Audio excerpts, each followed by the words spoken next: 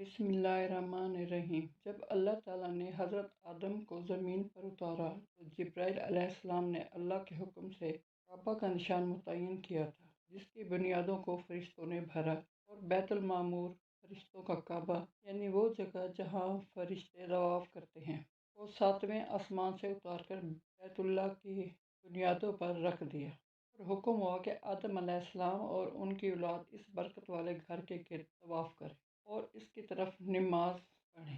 جب طوفان نوح آیا تو اللہ تعالیٰ نے اس کو اٹھا لیا اور اس کی جگہ ایک بلند ٹیلہ رہ گیا۔ قربانی کے امتحان کے بعد اللہ تعالیٰ کی طرف سے حضرت ابراہیم علیہ السلام کو کعبہ تعمیر کرنے کا حکم ہوا۔ حضرت ابراہیم علیہ السلام اور حضرت اسماعیل علیہ السلام نے ٹیلے کو کھود کر پہلی بنیادوں پر اس کو از سر نو تعمیر کرنا شروع کیا۔ جب دیواریں کچھ اونچی ہوئیں تو حضرت اسماعیل نے ایک بڑا سا پتھر لا کر دیوار کے ساتھ رکھ دیا، جس پر کھڑے ہو کر حضرت ابراہیم علیہ السلام نے دیواروں کو اور اونچا کر دیا اور اس کے جنوب مشرقی گوشے میں حجر اسود نصب کر دیا۔ اس پتھر کے بارے میں ایک روایت یہ ہے کہ اسے حضرت آدم علیہ السلام کے ساتھ جنت سے زمین پر اتارا گیا تھا، جہاں سے طواف شروع کیا جاتا ہے اور طواف کے وقت اس کا بوسہ لیا جاتا ہے۔ حضرت ابراہیم نے جس پتھر پر کھڑے ہو کر دیواریں اونچی کی تھیں، وہ پتھر بھی بیت اللہ سے چند قدم کے فاصلے پر محفوظ ہے، جس کو مقام ابراہیم کہا جاتا ہے۔ جب حضرت ابراہیم تعمیر کعبہ سے فارغ ہوئے تو فرمان الہی کے مطابق تمام دنیا کے لوگوں کو پکارا۔ اللہ نے حضرت ابراہیم کی آواز میں ایسا اثر پیدا کیا کہ اس وقت کے تمام لوگوں اور قیامت تک آنے والی روحوں نے اسے سنا، اور جن کے لیے حج مقدر ہو چکا تھا انہوں نے اپنے باپ کی پشت اور ماں کے پیٹ میں لبیک کہا۔ جس وقت حضرت اسماعیل کی عمر 15 برس ہوئی تو حضرت ہاجرہ کا انتقال ہو گیا اور آپ نے اپنے والد کے پاس شام جانے کا ارادہ کیا، لیکن قبیلہ جرہم نے باہم مشورہ کر کے آپ کو شام جانے سے روکا اور آپ کا نکاح خاندان عمالقہ میں عمارہ بنت سعد کے ساتھ کر دیا۔ آپ نے 130 برس کی عمر میں انتقال فرمایا اور حطیم میں دفن ہوئے۔ یہاں حضرت ہاجرہ کا مزار بھی ہے۔ سب سے پہلے خانہ کعبہ کے پاس قبیلہ بنو جرہم آباد ہوا تھا۔ حضرت اسماعیل کی دوسری شادی قبیلہ کی ایک لڑکی والا بنت فزاز سے ہوئی، جس سے ان کے 12 بیٹے ہوئے۔ آپ کی وفات کے بعد وصیت کے مطابق خانہ کعبہ کی خدمت آپ کے صاحبزادے کردار کے سپرد ہوئی۔ ان کی وفات کے بعد فزاز نے اس منصب پر قبضہ کر لیا۔ بنو اسماعیل نے قرابت داری کا لحاظ رکھتے ہوئے مزاحمت مناسب نہ سمجھی اور خانہ کعبہ کی تولیت خاندان اسماعیل سے نکال کر بنو جرہم خاندان میں آ گئی۔ کچھ عرصہ بعد ان میں ایک ظالم شخص پیدا ہوا، جس کے ظلم و ستم سے اکتا کر عرب کے تمام قبائل اس کو قتل کرنے اور انہیں وہاں سے نکالنے کے درپے ہو گئے۔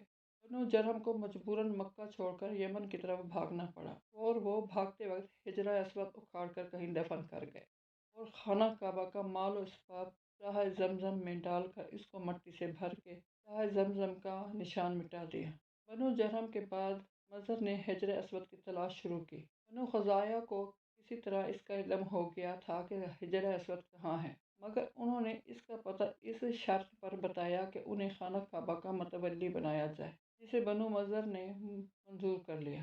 چنانچہ انتظامی امور بنو مضر کے پاس رہے اور خانہ کعبہ کی تولیت بنو خزاعہ کے ہاتھ آ گئی۔ جب کثیب انقلاب کا زمانہ آیا تو انہوں نے اپنا آبائی حق دوبارہ حاصل کر لیا۔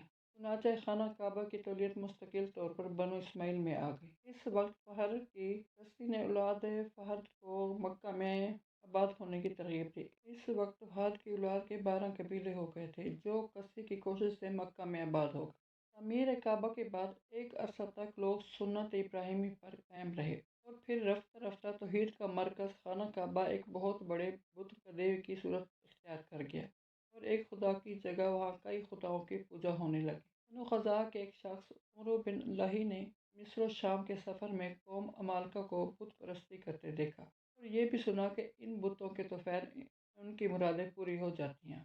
اس اعتقاد سے وہ ایک بت وہاں سے اٹھا لایا، جس کا نام حبل تھا، جسے اس نے خانہ کعبہ کی چھت پر نصب کر دیا۔ اس کی دیکھا دیکھی ہر قبیلے نے اپنا ایک ایک بت کعبۃ اللہ کے اندر رکھ دیا۔ ہر قبیلے کا اپنا ایک الگ بت، جس کے نام کی وہ قربانیاں کرتے، منتے مانتے اور اسے اپنا حاجت روا تصور کرتے۔ اس عہد میں اخلاق و معاشرت کا عجیب حال تھا۔ شراب پینا، جوا کھیلنا، بدکاری، قتل و غارت گری اور لوٹ مار ان کی فطرت بن چکی تھی۔ جادو، ٹونے ٹوٹکے، اوہام پرستی اور کمزور کا مال کھا جانا عام سی بات تھی۔ ہر قبیلے کا اپنا الگ قانون تھا، کوئی کسی کو روکنے ٹوکنے والا نہیں تھا۔ اس وقت عرب میں 3 قسم کے قبائل کی کثرت تھی: بنو قحطان جو یمن سے آ کر آباد ہو گئے تھے، بنو عدنان جو حضرت اسماعیل علیہ السلام کی اولاد میں سے تھے، اور یہود جن کا تعلق شام سے تھا۔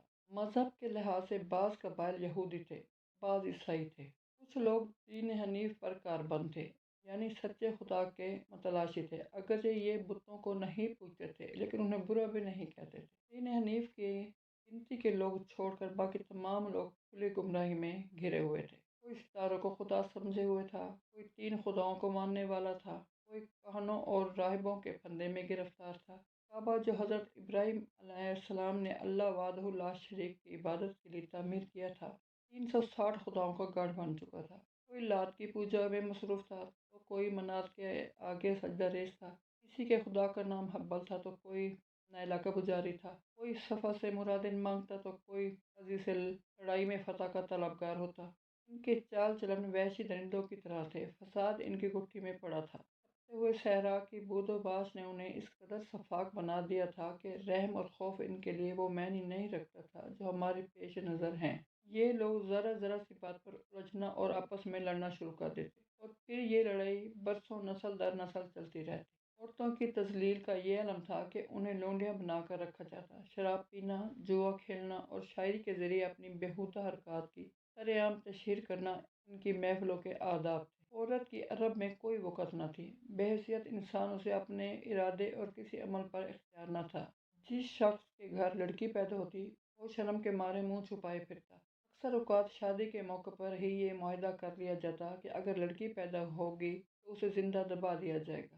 لیکن ان تمام برائیوں کے باوجود عرب بحیثیت قوم خودداری، بہادری و شجاعت، غیرت اور سخاوت میں سے اوصاف رکھتے تھے۔ یہ لوگ تلوار کے دھنی اور دل کے غنی تھے۔ مہمان نوازی ان کا شیوا تھا۔ اگر کوئی مظلوم ان کی پناہ میں آ جاتا تو عمر بھر اس کی حفاظت کرتے۔ ایسا وہ رحم کے کسی جذبے کے تحت نہیں کرتے تھے بلکہ اپنے قبیلے کی بہادری کی دھاک بٹھانے کے لیے کرتے تھے، اور صحرائی زندگی کا تقاضا بھی یہی تھا۔ عرب کے وسیع و عریض ریگستان میں تنہا زندگی بسر کرنا گویا قسم پرسی کے موت مرنے کے مترادف تھا۔ اسی لیے انہیں اپنے قبیلے کے سردار کا حکم ماننا اور قبیلے کے رسم و رواج کا پابند رہنا پڑتا تھا۔ ان کی نظر میں سب سے بڑی سزا قبیلہ بدری تھی۔ ان کی نظر میں کسی کا قبیلہ بدر کیا جانا ایسا ہی تھا جیسے کسی سے زندہ رہنے کا حق چھین لیا جائے۔ اگر قبیلہ بدر کیے گئے شخص کو کسی دوسرے قبیلے کا شخص اپنی امان میں لے لیتا تو وہ شخص گویا ہر طرح سے محفوظ ہو جاتا، ورنہ دوسری صورت میں اس کے خون کا کوئی دعوے دار نہ ہوتا۔ بیشتر قبائل صحرا نورد اور حسب ضرورت اپنی سکونت تبدیل کرتے رہتے لیکن ایک دوسرے سے ہمیشہ علیحدہ رہتے۔ جو قبائل شہروں میں آباد ہو گئے تھے وہ وہاں بھی اپنی رہائش جداگانہ رکھتے تھے، باہم مخلوط نہ ہوتے تھے۔ عرب کے لک و دک صحرا میں جہاں نہ پانی آسانی سے میسر آ سکتا تھا اور نہ ہی کھانا، البتہ گزر اوقات کے لیے دودھ اور کھجور تھی۔ صحرا کی وسعت اور مشقتوں نے نہ صرف ان میں زندہ رہنے کی صلاحیتوں کو بیدار کر رکھا تھا بلکہ وہ جسمانی طور پر بھی مضبوط اور توانا تھے۔ ان میں نامساعد حالات کا مقابلہ کرنے کی صلاحیت موجود تھی۔ کسی قسم کے ذرائع پیداوار کمیاب ہونے کی وجہ سے عرب کے بے آب و گیا صحرا نے جہاں اپنے باسیوں کو رہزن و قذاق بنا دیا تھا وہاں ان میں جذبہ صبر بھی پیدا کر دیا تھا، جو کہ انسانی اوصاف میں ایک بڑی خوبی ہے۔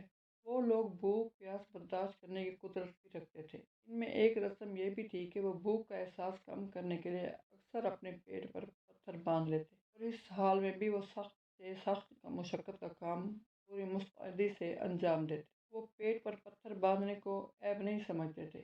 ان کے نزدیک ناداری یا فقر و فاقہ کوئی برائی یا گناہ نہ تھا، بلکہ کسی مشکل کے وقت بے صبر ہونے کو وہ برائی اور قابل نفرت فعل گردانتے تھے۔ وہ لوگ سچ بولنے میں نڈر تھے، وعدہ وفا کرنا ان کی فطرت میں شامل تھا، جس عقیدے کو اختیار کرتے اس پر سختی سے کاربند رہتے۔ ان کا ظاہر و باطن یکساں تھا۔